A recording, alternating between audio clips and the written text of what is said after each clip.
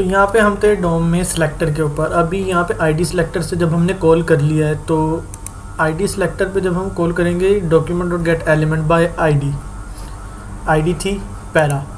अब पैरा से जब हमने कॉल कर लिया इसको तो ये पूरे का पूरा एक एलिमेंट कॉल हो गया पैराग्राफ को।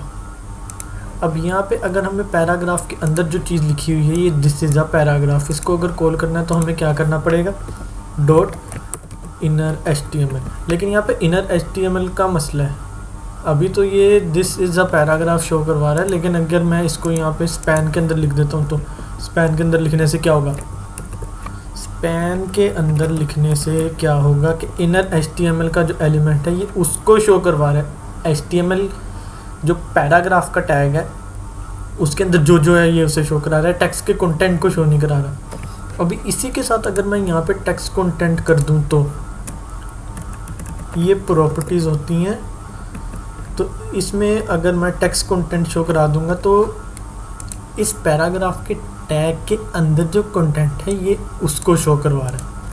अब यहाँ पे मैं इसको अगर हटा देता हूँ और इसको मैंने एक और बना लेते हैं पैराग्राफ और उसको कॉल करना है क्लास से, तो क्लास नहीं, यहाँ पे डिव बनाना है। डिव बना के इसको मैंने क्लास दे दी पैराग्राफ 2, तो इसको क्लास दे देता हूँ मैं पैरा 2 की क्लास दे दी। अब यहाँ पे मैं इसको सेम क्लास भी दे सकता हूँ, लेकिन अब HTML CSS लिख रहे हैं तो सेम क्लासेस कम ही यूज़ करते हैं, तो हम एक ही क्लास पे लेते हैं। नहीं तो अगर आप क्लास कॉल करोगे तो उसके साथ अरे भी यूज़ करना पड़ता है हमें कि कौन सी हम क्लास को जो है कॉल कर रहे हैं। लेकिन लॉजिकली इस तरह से मैंने तो कभी कोड में नहीं देखा कि हम लोग क्या करें कि एक ही क्लास का नाम जो है बार बार दिए जाए। तो बूटस्ट्रैप की क्लासेस हम बार बार यूज़ करते हैं। तो यहाँ पे हमने वैसे तो HTML में हमें आईडी से ही कॉल बेसिकली कर लेना चाहिए, लेकिन हम क्लास से भी कर सकते हैं। क्लासेस को आप सिर्फ स्टाइलिंग के लिए अगर यूज़ कर लो तो ज़्यादा बेहतर रहेगा, कन्फ्यूजन कम होगी। लेकिन अब दूसरे टैग्स हैं तो वो भी यूज़ करते हैं। तो वेरिएबल में अगर हम पैरा 2 को कॉल करवाते हैं, डॉक्यूमेंट पहले बताएंगे कि डॉक्यूमेंट तुमने क्या करना है, dot gate element by class name. यहाँ पे क्लास नेम को मैंने देना है क्या, पैरा 2 लिखा था हमने, इसको पैरा 2 दे दिया। ठीक हो गया। पैरा 2 देने के बाद अगर मैं इसको कंसोल लॉग करवा देता हूँ दोबारा से, ऑल्ट कंट्रोल शिफ्ट ऑल्ट और ये एरो डाउन का। अब यहाँ पे अगर मैं पैरा 2 का टेक्स्ट कंटेंट करता हूँ तो वो अनडिफाइंड आ रहा है, ऐसा क्यों? तो अगर देखा जाए तो हमने क्लास नेम पैरा 2 जो लिखा है उसको हमने यहाँ पे पैरा 2 को कॉल बिल्कुल ठीक किया। तो इसको अभी जो मैंने आपको बताया है कि हमें इसके साथ इंडेक्स देना पड़ेगा, तो इंडेक्स देते हैं और फिर देखते हैं कि क्या होता है। अब एरेज में अगर हम देखते हैं तो 0 1 2 3 4 आता है, ठीक है। अब यहाँ पे अगर आप देखोगे तो पैराग्राफ 2 और दिस इज़ अ पैराग्राफ ये तो लिखा हुआ है, लेकिन अब अगर मैं यहाँ पे इसको इंडेक्स हटा देता हूँ तो वो अनडिफाइंड आ रहा है, ठीक है। तो इससे इंडेक्स लगाना पड़ता है। तो बेहतर ये है कि आप आईडीज़ यूज़ करो। क्लास जो है वो आप रिज़र्व कर लो किसके लिए, स्टाइलिंग के लिए। वैसे तो टेलविंड और आपने बूटस्ट्रैप यूज़ अगर करना है वो ज़्यादा बेहतर है, आपको CSS को छेड़ना भी नहीं पड़ेगा। तो यहाँ पे अभी तक तो हम सिर्फ कंसोल में कर रहे हैं। अब इधर एक अगर इवेंट लिसनर हम यूज़ कर लें, इवेंट लिसनर के बजाय आप इसको ऑन क्लिक भी यूज़ कर सकते हो। मैं आपको दोनों तरीके से दिखा देता हूँ। अब सबसे पहले टैग नेम से भी कर लेते हैं एक। अब जो इवेंट लिसनर है या ऑन क्लिक है वो अगले वीडियो के लिए रखते हैं, क्योंकि फिर ज़्यादा कन्फ्यूजन नहीं ना होगा। तो यहाँ पे अगर मैं सिर्फ और सिर्फ इस तरह स्पैन में लिख देता हूँ, दिस इज स्पैन, तो टैग नेम से कॉल करते हैं। यहाँ पे अगर मैं इसको अभी कंसोल लॉग खोल लेते हैं, क्योंकि अभी हम यहाँ पे इवेंट लिस्नर या ऑन क्लिक का फंक्शन तो नहीं देख रहे हैं। अभी इसको खोल के रखते हैं यहाँ पे। तो वेरिएबल बाय टैग नेम, अभी टैग नेम करना है हमने, तो वेरिएबल टैग स्पैन। तो टैग स्पैन को हमें वही डॉक्यूमेंट, तुम क्या करो, गेट एलिमेंट करो बाय टैग नेम, ठीक है, gate element by tag name.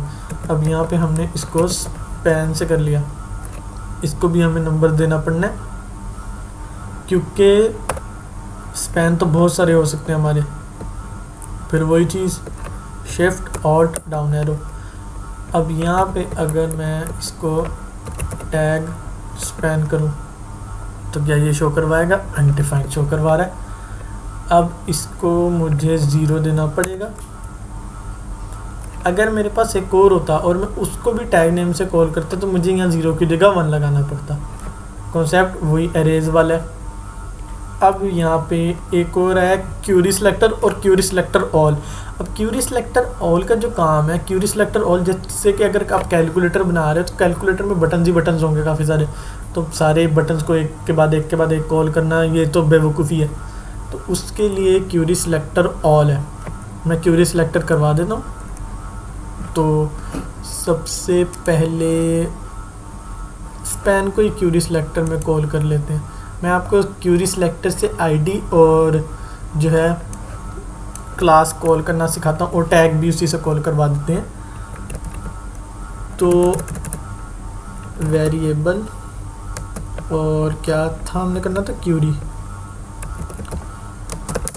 तो डॉक्यूमेंट, तुम क्या करो, तुम जाके करो क्यूरी सिलेक्टर।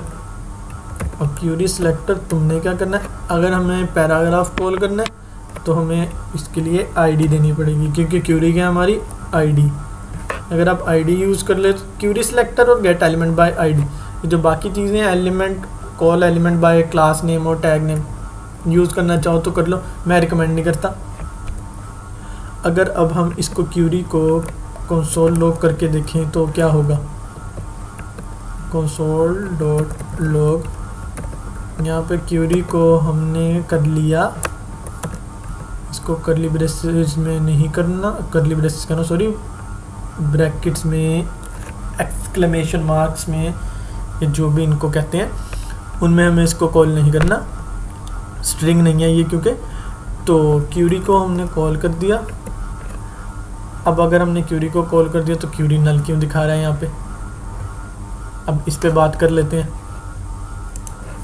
तो क्यूरी जो है यहाँ पे वो नल क्यों दिखा रहा है, अब यहाँ पे एरर आपको पकड़ना है, क्योंकि यहाँ पे एरर वो शो नहीं करवाएगा। यहाँ पे एरर लॉग कोई नहीं होगा पाइथन की तरह और दूसरी प्रोग्रामिंग लैंग्वेजेस की तरह। यहाँ पे एरर एक चीज़ का आ रहा है कि हमने आईडी का नाम क्या रखा था, आईडी क्या थी, ये पैरा की आईडी, जो कि हमने इधर भी कॉल की है। तो इसको हमने हैशटैग आईडी नहीं कॉल करना, हमें इसको हैशटैग पैरा कॉल करना है। अगर हमने इसको हैशटैग पैरा कॉल कर दिया तो इसने क्यूरी ने हमें एज इट इज़ दिखा दिया पी हैशटैग पैरा। अब यहाँ पे जो पी है उसके अंदर इतनी सारी क्यूरी सिलेक्टर ने सिलेक्ट कर दी।